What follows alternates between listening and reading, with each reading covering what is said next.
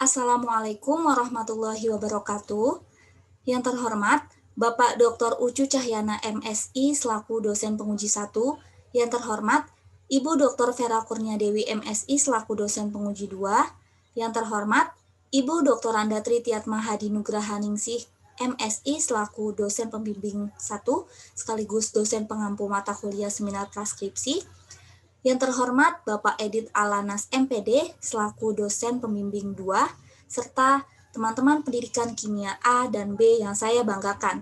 Saya Seliana Taurus Vita dari Pendidikan Kimia A 2017 dengan NRM 13036170119 akan mempresentasikan proposal skripsi saya yang berjudul Analisis Pemahaman Konsep Siswa pada Materi Larutan Elektrolit dan Non-Elektrolit menggunakan model 5-stage Prediction, Observation, Explanation, Inquiry Based Learning atau yang disingkat dengan FPOIL. Ada 3 topik yang akan saya bahas, yaitu pendahuluan, kajian teori, dan metodologi penelitian. Yang pertama yaitu pendahuluan, diawali dengan latar belakang.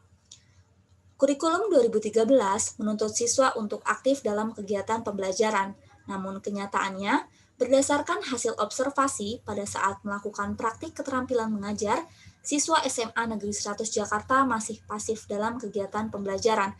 Hal ini ditandai dengan sedikitnya siswa yang berani mengemukakan pendapat pada saat proses pembelajaran dan sangat sedikit siswa yang berani untuk bertanya kepada guru. Kimia dianggap sebagai salah satu pelajaran yang sulit oleh siswa. Hal ini karena ada istilah-istilah yang unik dan banyak konsep yang abstrak seperti atom, ion, dan molekul.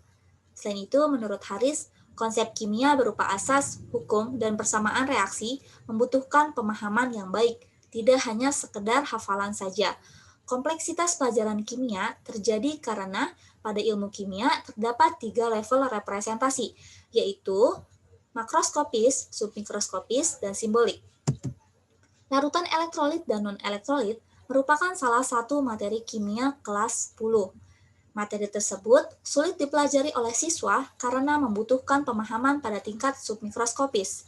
Berdasarkan beberapa penelitian yang mendiagnosis mengenai pemahaman konsep siswa pada materi larutan elektrolit dan non-elektrolit, menyatakan bahwa siswa memiliki pemahaman konsep yang rendah dan terdapat beberapa alternatif konsepsi dalam memahami larutan elektrolit. Contohnya, berdasarkan penelitian Devetak 2009, siswa masih kurang memahami tentang konsep disosiasi larutan elektrolit. Selain itu, berdasarkan penelitian Noprianti dan Utami, siswa menganggap bahwa semakin besar konsentrasi, maka daya hantar listriknya semakin baik, tanpa memperhatikan jenis larutannya. Berdasarkan hasil wawancara dengan guru SMA Negeri 100 Jakarta, siswa masih kurang paham mengenai materi larutan elektrolit dan non-elektrolit. Contohnya, siswa masih kurang paham alasan mengapa larutan elektrolit dapat menghantarkan arus listrik. Siswa sering kesulitan ketika menuliskan persamaan reaksi ionisasi dari larutan elektrolit dan siswa tidak memahami mengapa ikatan ion dan ikatan kovalen polar dapat menghantarkan arus listrik. Pemahaman konsep sangat dibutuhkan dalam pelajaran kimia, karena dengan memahami konsep, maka siswa akan mampu menghubungkan antara satu konsep dengan konsep yang lainnya. Selain itu, dengan memahami konsep, maka siswa akan bisa untuk memecahkan masalah yang berkaitan dengan materi kimia. Oleh karena itu, diperlukan suatu model pembelajaran yang mampu meningkatkan pemahaman konsep siswa, sekaligus yang dapat membuat siswa aktif dalam proses pembelajaran. Model 5-stage Prediction, Observation, Explanation, Inquiry Based Learning atau yang disingkat dengan FPOEIL merupakan pengembangan dari model POE, yaitu Prediction, Observation, Explanation. Model FPOEIL ini menggunakan pendekatan student center. Oleh karena itu, dapat membuat siswa aktif dalam proses pembelajaran, karena pada pendekatan student center, siswa yang berperan dalam pusat pembelajaran. Sedangkan guru hanya sebagai fasilitator saja. Selanjutnya, ciri khas dari model FPOEL yang berupa pertanyaan sains dapat mengembangkan pemahaman konsep siswa, karena melalui pertanyaan sains yang diberikan oleh guru kepada siswa akan membuat siswa untuk berusaha menghubungkan antara konsep yang sudah dipelajari sebelumnya dengan konsep yang baru saja ditemukan. Karena pada tahap awal proses FPOEL ini, guru memberikan pertanyaan sains, dalam hal ini adalah pertanyaan kimia yang berhubungan dengan materi larutan elektrolit dan non-elektrolit kepada siswa, dan siswa harus memprediksi jawabannya. Model FPOEIL dapat meningkatkan hasil belajar menurut penelitian dari hasil 2017. Dan hasil belajar ini sebanding dengan pemahaman konsep siswa. Jadi, jika pemahaman konsep siswanya bagus, maka hasil belajarnya pun menjadi bagus.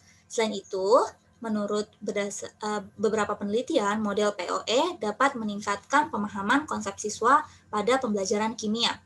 Oleh karena itu, peneliti tertarik untuk menganalisis pemahaman konsep siswa menggunakan model FPOEIL. Identifikasi masalah. Berdasarkan latar belakang yang sudah saya kemukakan tadi, dapat diidentifikasi dua masalah, yaitu yang pertama, siswa kurang aktif pada saat kegiatan pembelajaran, dan yang kedua, siswa memiliki pemahaman yang rendah pada materi larutan elektrolit dan non-elektrolit. Fokus penelitian saya yaitu analisis pemahaman konsep siswa kelas 10 pada materi larutan elektrolit dan non-elektrolit menggunakan model FPOEIL. Tujuan penelitian ini yaitu untuk mengkaji pemahaman konsep siswa pada materi larutan elektrolit dan non-elektrolit menggunakan model FPOEIL. Terdapat beberapa manfaat penelitian, yaitu manfaat bagi guru dapat mengetahui pemahaman konsep siswa dan menentukan model pembelajaran yang tepat. Manfaat bagi siswa dapat mengembangkan potensi diri dalam memahami konsep kimia dan dapat mengetahui tingkat pemahaman konsepnya. Dan manfaat bagi peneliti yaitu peneliti mendapatkan pengalaman dalam mengajar siswa. Selanjutnya kajian teori. Yang pertama yaitu pembelajaran kimia.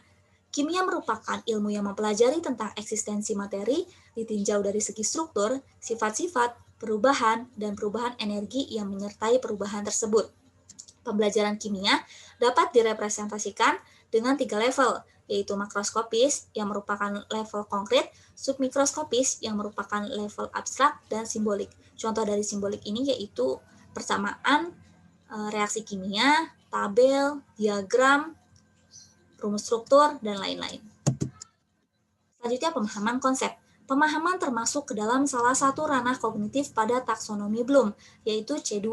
Menurut Sanjaya, dalam Fitriani 2019, pemahaman konsep didefinisikan sebagai kemampuan siswa berupa penguasaan materi pelajaran, mampu mengungkapkan kembali dalam bentuk lain yang mudah dimengerti, serta mampu mengaplikasikan konsep yang sesuai dengan struktur kognitif yang dimilikinya. Menurut Anderson, terdapat 7 indikator pemahaman konsep, yaitu menginterpretasi, mencontohkan, mengklasifikasikan, merangkum, menyimpulkan, membandingkan, dan menjelaskan.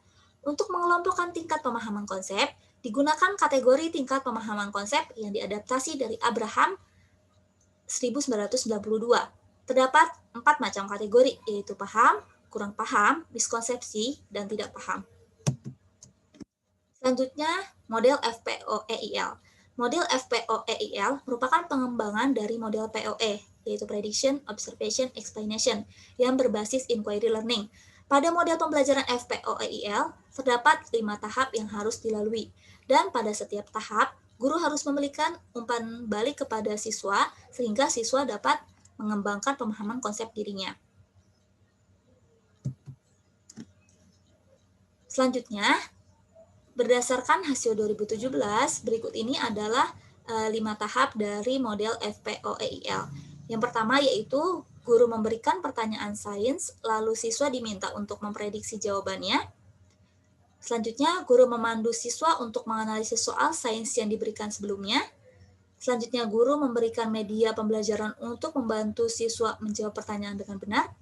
Kemudian tahap yang keempat, guru memberikan contoh yang serupa dengan pertanyaan yang diberikan sebelumnya, jadi sebagai bahan referensi bagi siswa untuk menjawab pertanyaan. Dan tahap yang terakhir yaitu siswa diminta untuk menjelaskan jawaban lengkap atas pertanyaan yang diberikan pada tahap awal. Selanjutnya, karakteristik materi larutan elektrolit dan non-elektrolit.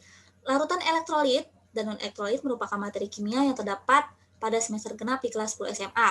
Elektrolit adalah suatu zat yang ketika dilarutkan dalam air akan menghasilkan larutan yang dapat menghantarkan arus listrik. sedangkan non-elektrolit tidak dapat menghantarkan arus listrik ketika dilarutkan dalam air, menurut Chang 2005. Selanjutnya, pada penelitian ini saya menggunakan dua kompetensi dasar, yaitu kompetensi dasar 3.7 dan 4.7. Pada kompetensi dasar 3.7, saya menggunakan 6 indikator pencapaian kompetensi, sedangkan pada kompetensi dasar 4.7, saya menggunakan 2 indikator pencapaian kompetensi. Selanjutnya, metodologi penelitian. Tujuan penelitian ini yaitu untuk mengkaji pemahaman konsep siswa pada materi larutan elektrolit dan non-elektrolit. Tempat penelitiannya yaitu di SMA Negeri 100 Jakarta, dan waktu penelitiannya dari bulan Januari sampai Februari 2021. Subjek penelitiannya yaitu siswa kelas 10 MIPA 2 di SMA Negeri 100 Jakarta yang terdiri dari 14 siswa laki-laki dan 23 siswa perempuan. Metode penelitiannya yaitu metode kualitatif. Prosedur penelitiannya terdiri dari 3 tahap, yaitu tahap persiapan penelitian, tahap pelaksanaan penelitian, dan tahap akhir penelitian. Pada tahap persiapan penelitian, peneliti membuat RPP, lembar pemahaman konsep, pedoman wawancara, lembar observasi, dan tes pemahaman konsep. Selanjutnya, pada tahap pelaksanaan penelitian, peneliti akan melaksanakan proses pembelajaran di kelas, dan peneliti akan berperan sebagai guru. Pada tahap pelaksanaan penelitian ini merupakan tahap di mana data diambil. Selanjutnya, tahap akhir penelitian merupakan tahap penganalisisan data yang telah diperoleh dari tahap pelaksanaan penelitian. Kemudian dilakukan penulisan laporan berupa skripsi. Selanjutnya, teknik pengumpulan data. Terdapat 6 teknik pengumpulan data, yaitu lembar observasi, lembar pemahaman konsep, tes pemahaman konsep, wawancara, reflektif jurnal, dan catatan guru. Perbedaan dari lembar pemahaman konsep dan tes pemahaman konsep, lembar pemahaman konsep itu digunakan pada setiap proses pembelajaran yang berisikan pertanyaan-pertanyaan sains yang mendukung model FPOEIL, sedangkan tes pemahaman konsep diberikan kepada siswa setelah siswa selesai mempelajari materi larutan elektrolit dan non-elektrolit. Tes pemahaman konsep ini digunakan untuk mengukur pemahaman konsep siswa. Dan soal pada tes pemahaman konsep ini disesuaikan dengan indikator pemahaman konsep dan indikator pencapaian kompetensi materi larutan elektrolit dan non-elektrolit. Selanjutnya, teknik analisis data. Menurut Mills dan Huberman 1994, terdapat 3 tahap dalam teknik analisis data, yaitu yang pertama, reduksi data. Pada tahap reduksi data, peneliti akan memilih data yang penting dan membuang data yang tidak diperlukan dengan mengacu kepada tujuan dari penelitian, yaitu untuk menganalisis pemahaman konsep siswa. Dan pada tahap reduksi data ini, peneliti akan membuat rangkuman dari data-data yang penting. Selanjutnya, penyajian data yang berfungsi untuk mengorganisasikan dan mengerucutkan data sehingga diperoleh gambaran dari hasil penelitian. Pada tahap penyajian data ini, peneliti melakukan coding. Selanjutnya, tahap akhir yaitu penarikan kesimpulan dari data-data yang telah diperoleh dan melakukan verifikasi supaya kesimpulan yang diperoleh dapat dipercaya. Selanjutnya yang terakhir yaitu teknik keabsahan data. Menurut Guba dan Lincoln, terdapat 4 teknik keabsahan data, yaitu yang pertama, prolonged engagement, merupakan keterlibatan peneliti dengan siswa dalam mengatasi efek kesalahan informasi. Semakin lama peneliti berada di kelas penelitian, maka data yang diperoleh akan semakin valid. Sebelum melaksanakan penelitian, peneliti telah melaksanakan PKM di kelas pengamatan selama 2 bulan. Selanjutnya nanti pada bulan Januari sampai Februari, peneliti akan melaksanakan penelitian sehingga peneliti mempunyai hubungan yang dekat dengan siswa. Kemudian, persistent observation merupakan pengamatan yang dilakukan secara mendalam, menyeluruh, dan kontinu. Dalam melakukan pengamatan, peneliti akan dibantu oleh 2 orang observer yang turut andil dalam proses pembelajaran. Selanjutnya, progressive subjectivity merupakan proses pemantauan terhadap peneliti dalam membangun pemikirannya. Peneliti dibantu oleh 2 orang observer untuk mengamati pemahaman konsep siswa pada setiap pembelajaran selanjutnya, member checking merupakan pengecekan kembali data-data yang telah diperoleh dengan cara memberikan transkrip data hasil wawancara kepada partisipan, kemudian menanyakan apakah data yang ditulis sudah benar atau belum. Sekian presentasi saya, kurang lebihnya mohon maaf. Wassalamualaikum warahmatullahi wabarakatuh.